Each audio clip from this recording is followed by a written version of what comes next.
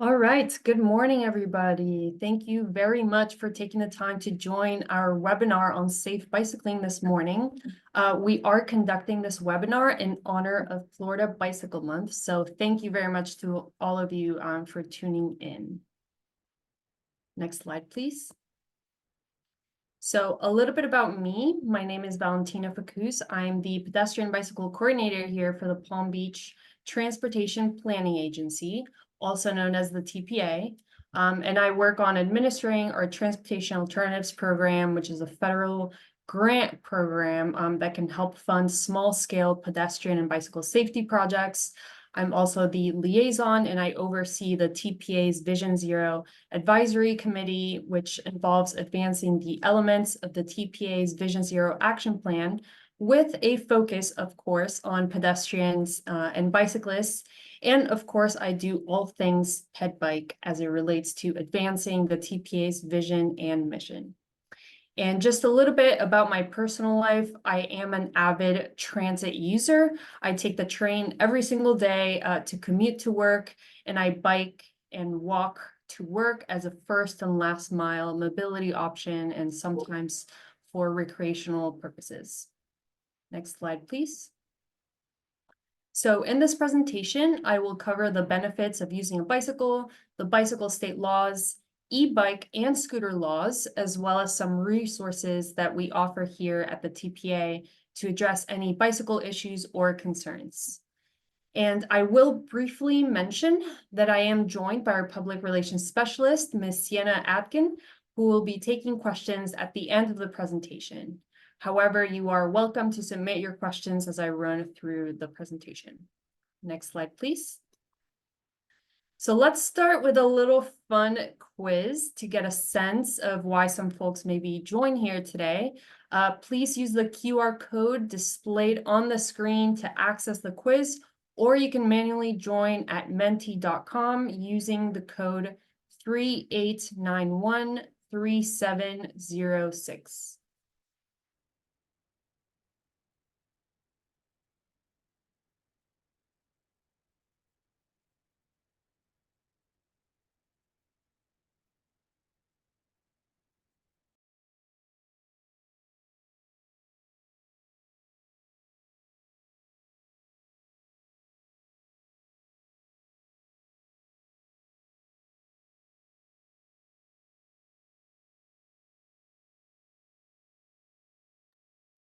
And we will give 1 more minute for everyone to join, and then we'll start the quiz.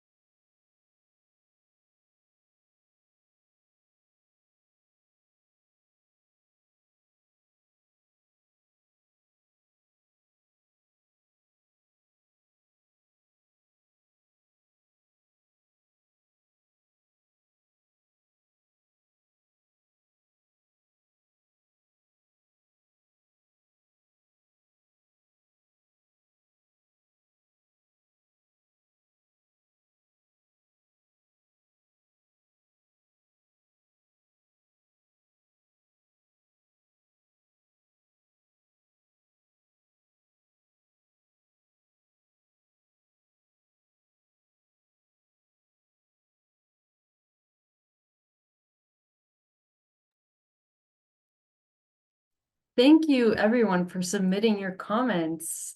So as we can see, many ride their bicycle for different purposes, whether that is for commuting, for recreational use, or for physical activity. Next slide, please. They can all offer wonderful benefits, such as for your health, for the economy, and for the environment. And riding a bicycle can really have significant mental and physical health benefits, such as mental health benefits. It can decrease your level of stress and anxiety, can decrease your risk of depression, improve your sleep, increase your creativity and productivity. For physical activity, it can incorporate it. You're incorporating your regular exercise into your busy life. For economic benefits, the cost of buying can be very significant. And to maintain a bike, it's around 1% of the cost of buying and maintaining a car. So it's definitely more affordable. And you do save money annually from not paying for a vehicle, gas, tolls, etc. And of course, it does have environmental benefits. It uses minimal fossil fuels and is pollution-free mode. And bikes can reduce the need to build, service, and dispose of cars. Next slide, please. So before riding, you will want to make sure that you, yourself, your family, and the bicycles are ready to ride. So what this means is to be a role model for other adults and children. So always make sure that you wear a bicycle helmet. Everyone at every age, the TPA does encourage everyone to wear a bicycle helmet, no matter what age you are. To always adjust your bicycle to fit at the proper size. And for that, you want to stand over your bicycle, and there should be 1 to 2 inches between the rider and the top tube if using a road bike, and 3 to 4 if using a mountain bike.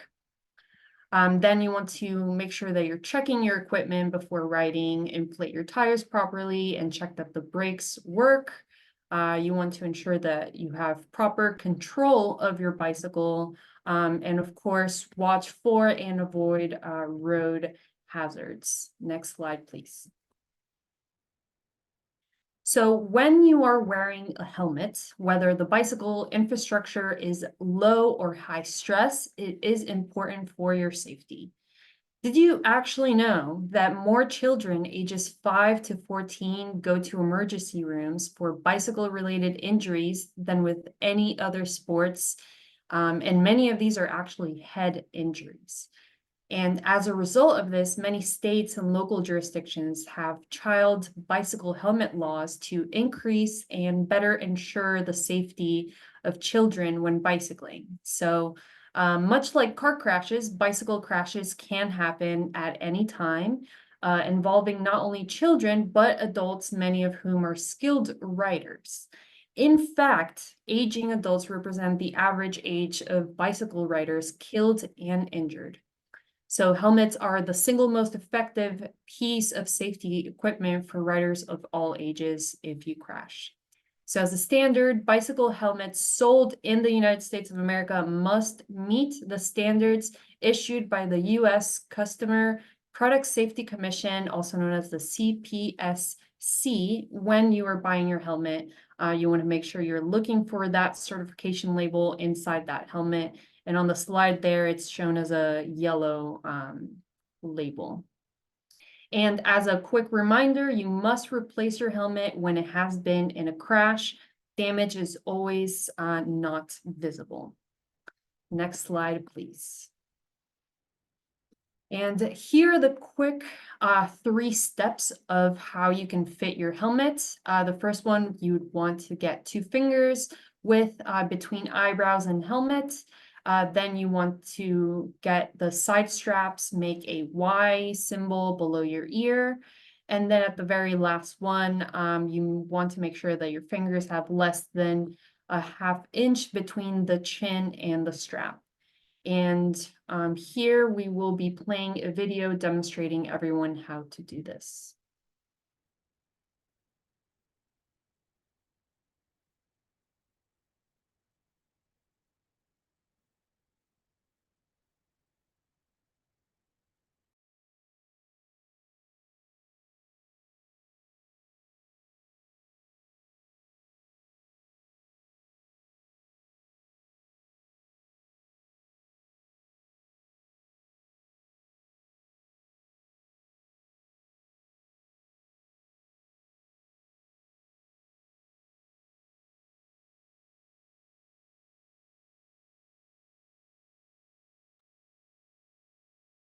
All right, well, hope you all enjoyed that video. Let's continue on the fun and take another fun quiz. So please use the QR code displayed on the screen or manually join using the code 38913706 to answer the question of What does ABC Quick Check stand for? Let's see if you're paying attention.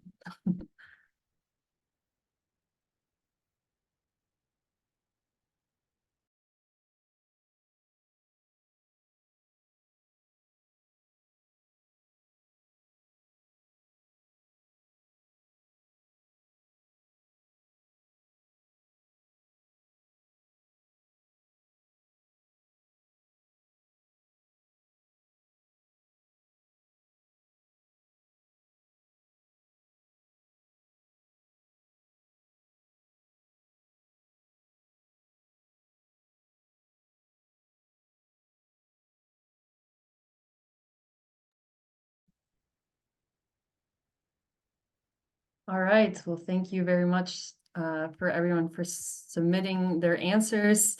It looks like nobody was correct. It is none of the above. That is the correct answer. So we will go through this now. Next slide, please. So before you go on a ride with your bike, make sure you can check the following. So ABC Quick Check stands for air, brakes, chain, quick releases, and check. So air, be sure to have enough air in your tires. Brakes, inspect pads for wear, replace if a 1/4 inch is left. Chain, check that your chain is clean and not rusty. Quick releases, make sure that all are closed and pointing towards the back of the bike. And check, take a quick ride to check that everything is working properly and everything is okay. Next slide, please. So another rule of the bicycle safety basics is to be visible. According to Florida Statutes 316-2065, when bicycling at night, you must be equipped with white lights on the front, which you must be visible from at least 500 feet or over, and a red light on the rear, which you must be visible from at least 600 feet or over. And remember to try and wear bright and reflecting clothing at night to try and be seen. Next slide, please. So learning how to communicate when you're riding a bicycle is very important when it comes to sharing the road with other bicyclists, pedestrians, or vehicles. So when you are riding on the road or on the sidewalk, always make sure to signal and communicate to others when you are approaching. And some of those signals that you can use, they are shown on the screen. And you want to make sure that you are using those hand signals to communicate when you are making any turning movements, whether that's to the right, or to the left, when you're changing lanes, or when you are stopping or slowing down. When you are approaching pedestrians and bicyclists, you want to always make sure that you ring your bell, pass on the left, and announce when you are passing. And some pedestrians may actually be using their headphones or maybe hard of hearing when you are riding on the sidewalk with them. So please make sure that you do announce where you're passing loud enough so that they can hear you. Next slide, please. So according to Florida state law, a bicycle is considered a vehicle. So all bicyclists must obey all road laws, which does include yielding to pedestrians at all times. Next slide, please. And if you have not heard, Florida statutes has been updated to reflect Senate Bill 950, which went into effect July 1st, 2021. And this new bill, which is now in Florida statutes, has a no passing zone to allow motorists to safely and briefly drive to the center of the roadway to pass cyclists with a minimum of 3 feet passing distance. If you take a look at the left of the slide, a driver must remain a safe distance between the cyclists until able to pass safely. If it is safe to pass and there are no incoming vehicles, you must ensure at least 3 feet of space when passing, as seen on the slide to the right. And this is what you can do if there's no bike lane and need to pass a cyclist on the roadway. Next slide, please.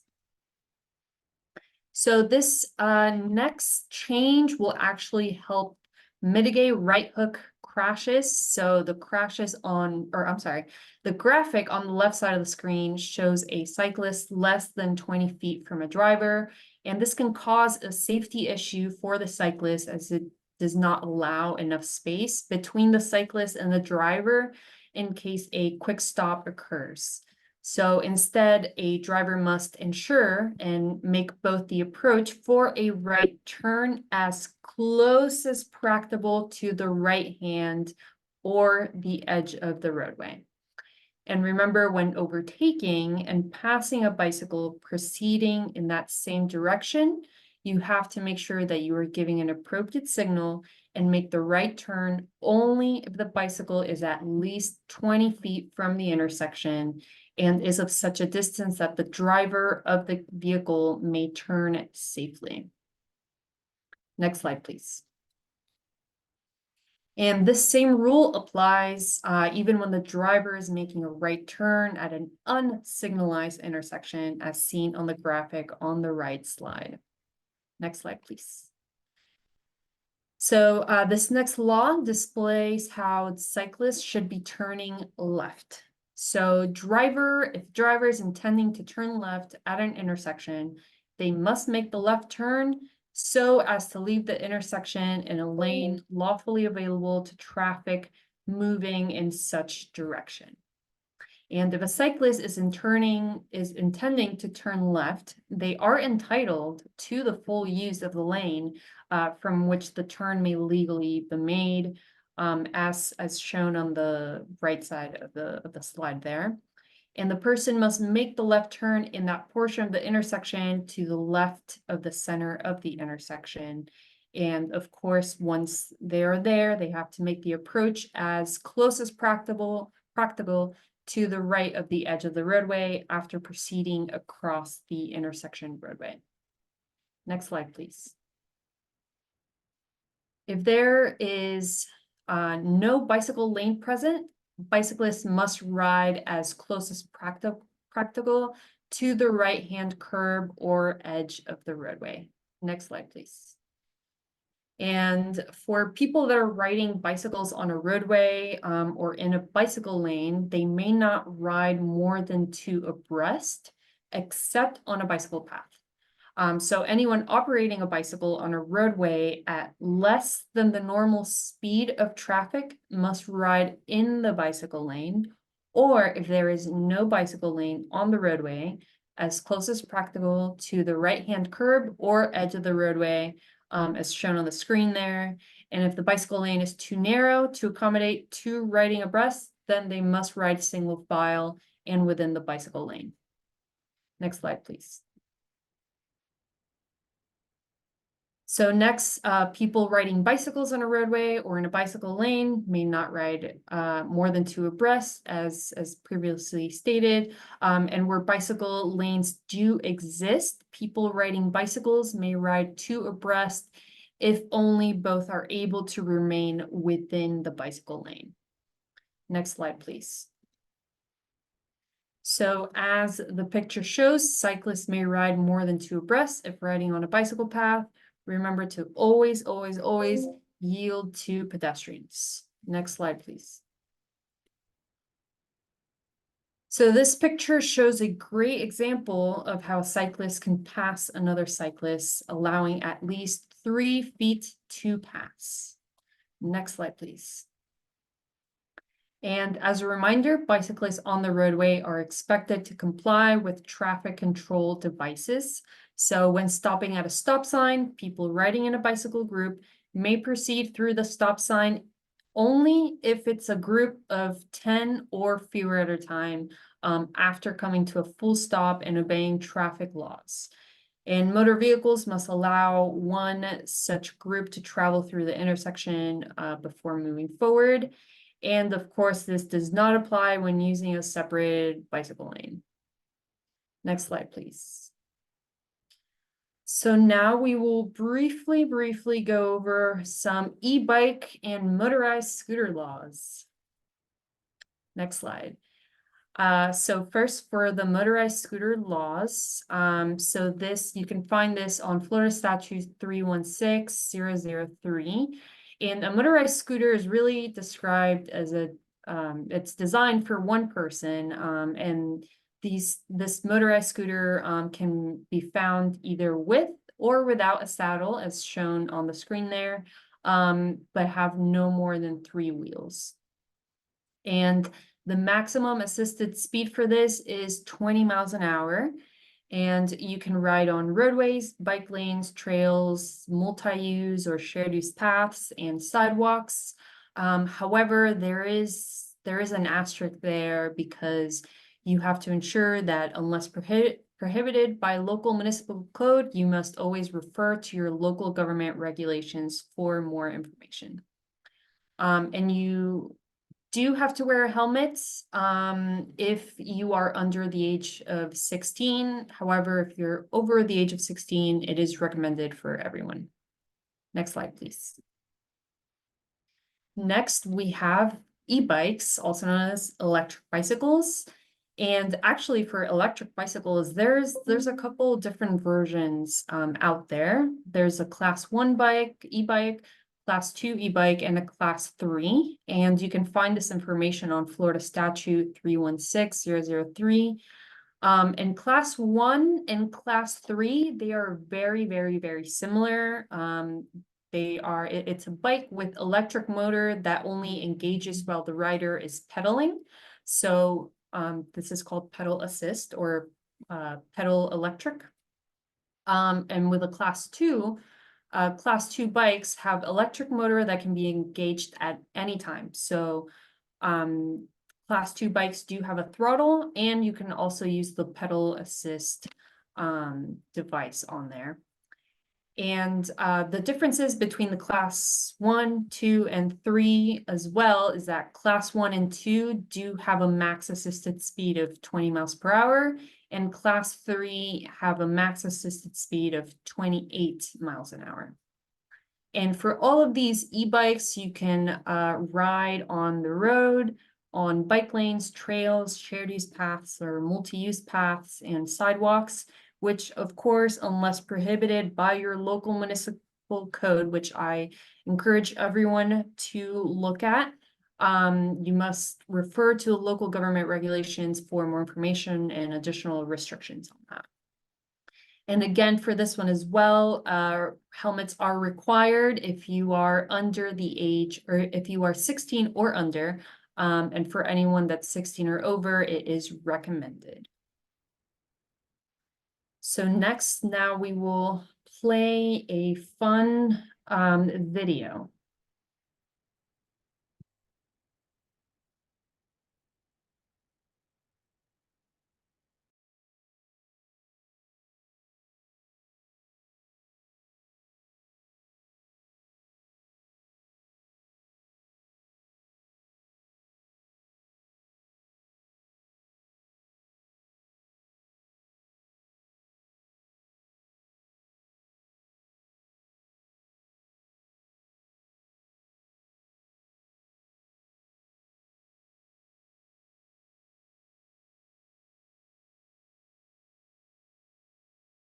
We're done.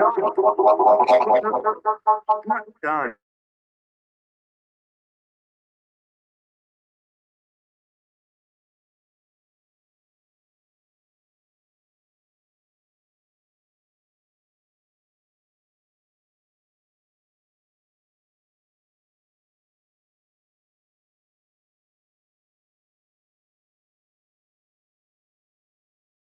Make sure your bike is ready for riding, and that includes having working lights and reflectors. In the daytime, wear bright colors. At night, wear something reflective, either clothing or gear. And dress for safety. If you're wearing loose pants, for example, strap down the pant leg on the chain side of the bike, like this, so it won't get caught while you're riding. And wear a bike helmet when you ride. It may or may not be the law where you live, but it's always a good idea. Of course, part of the idea of wearing a helmet is not to put it to the test, not to have a wreck in the first place. And that's all about where you choose to ride and how you do it.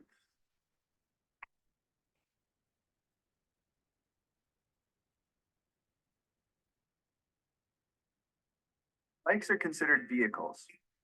So when you're riding a bike on the road, follow the same rules as car drivers do. Just like a driver, you need to look for and obey road signs and traffic signals. We're talking stop signs, yield signs, red lights, and so on. Keep to the right, but far enough from parked cars so you don't get clipped by a door that opens suddenly. Usually that's at least 3 feet. But what happens when you don't have 3 feet? When the lane narrows, for example, that's when you need to take the lane. Taking the lane means that you move into the center of the lane, just like a car. You should do this when the lane narrows or when you're coming up to an intersection or some other kind of turn. In these situations, the center of the lane is usually the best place to be. When it's time to change lanes, you should look for traffic, signal, and then move one lane at a time. Traffic will always be changing, so it's important to look and signal each time you want to change lanes. Anytime you're uncomfortable with a traffic situation, you have choices. You can get off the bike and walk on the sidewalk. You can choose a different route, one that has bike lanes or slower traffic. Or you can use a combination of bike and transit. But no matter where you're riding, a road or a trail, always watch out for people walking. Move out of their way and let them know when you're about to pass them on the left. On your left.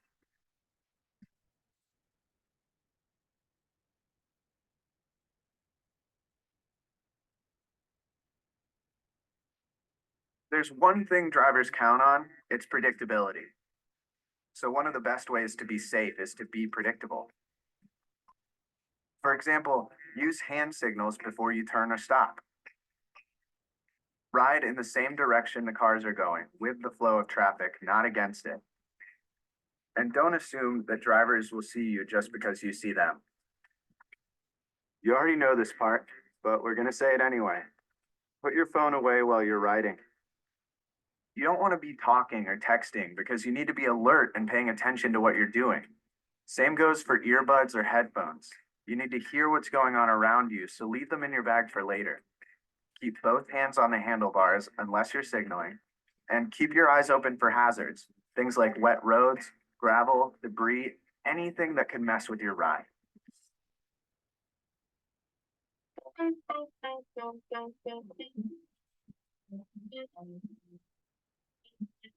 As we said up front, it really comes down to 3 things. Be visible, be predictable, and follow the same rules as a car. Make sure that drivers can see you, that you let them know what you're about to do, and that you're following the rules of the road. That's it. Have a good ride.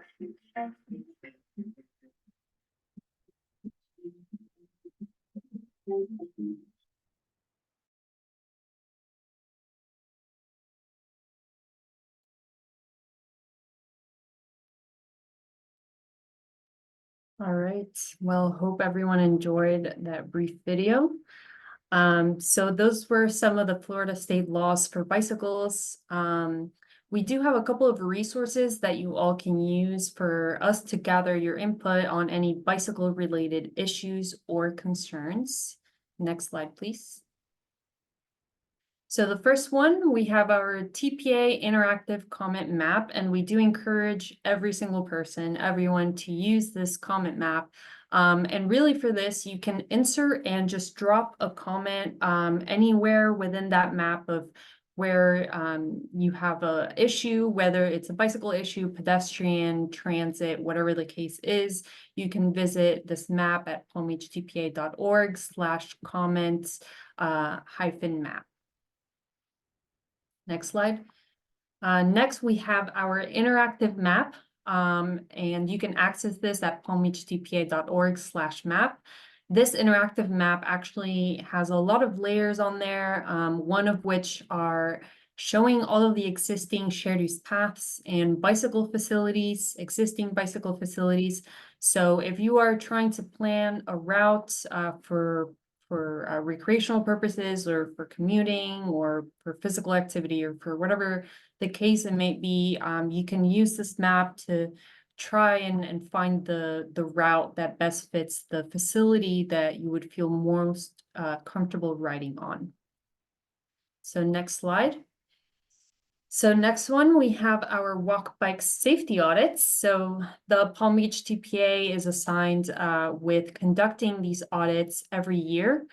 And really the purpose of this is to look at the existing conditions of the road and gather all of the stakeholders, the roadway owners, the maintaining agencies, people of the public, elected officials, really everyone together to look at the existing conditions and try and come up with solutions of how we can improve those conditions. And then the TPA works collaboratively with all partners to plan, fund the system and the recommendations. So next slide, we have for more information, if you're interested, there are different types of cyclists out there.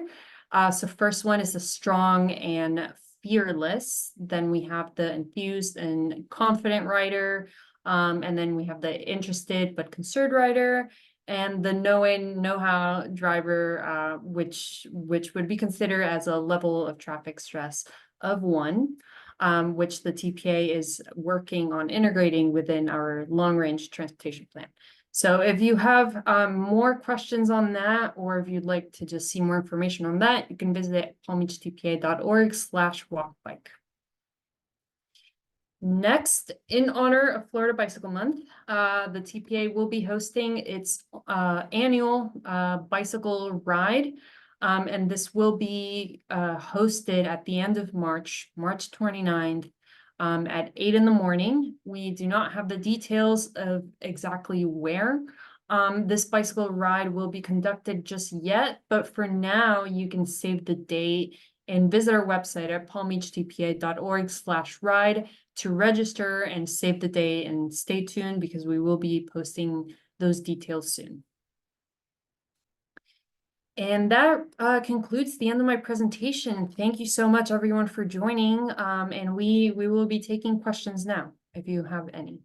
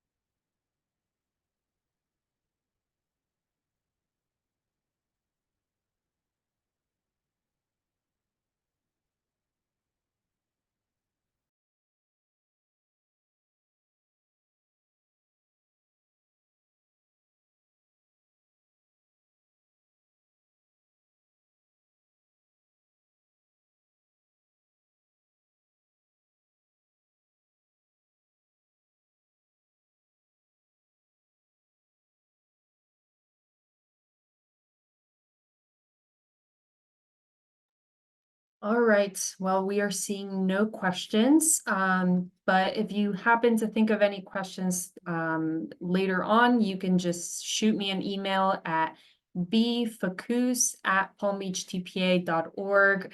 That's V as in Victor, F as a fox, A as an apple, C as a cat, U, S as in Sam, E @palmbeachtpa.org.